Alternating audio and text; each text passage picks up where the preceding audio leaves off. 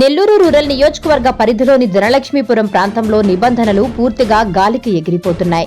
ఇక్కడి ఓం నారాయణ ఆదినారాయణ అపార్ట్మెంటు సమీపంలో ఉన్న డ్రైనేజీ కాలువను కొందరు వ్యక్తులు తమ స్వార్థం కోసం ఏకంగా నామరూపాలు లేకుండా చేస్తున్నారు. అపార్ట్మెంటుకు ఒకవైపు ఉన్న కాలువను కంచెవేసి బరితెగించి ఆక్రమించుకోగా మరోవైపు ఉన్న ఖాళీని స్థల యజమాని నిబంధనలకు విరుద్ధంగా విచ్చలవిడిగా గ్రావెల్ తోలడంతో పక్కనే ఉన్న ప్రధాన డ్రైనేజీ కాలువ పూర్తిగా పూడిపోయింది. తన సొంత స్థలమే కదా అని ఇష్టానుసారంగా మట్టిని నింపడంతో డ్రైనేజీ వ్యవస్థ స్తంభించిపోయి మురుగునీరు వెళ్లే దారి పూర్తిగా మూసుకుపోయింది. ఫలితంగా మురుగునీరు అంతా రోడ్లపైనే నిలిచిపోయి భయంకరమైన దుర్వాసన వెదజల్లుతోంది.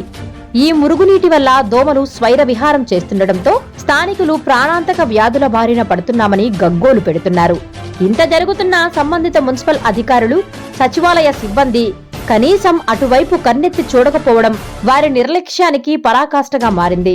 సొంత స్థలంలో పనులు చేసుకునే హక్కు ఉన్నప్పటికీ ప్రజా అవసరాల కోసం ఉన్న ప్రభుత్వ కాలువను పూడ్చివేయడం చట్టరీత్యా నేరమని తెలిసినా అధికారులు ఎందుకు మౌనంగా ఉంటున్నారని స్థానికులు నిలదీస్తున్నారు.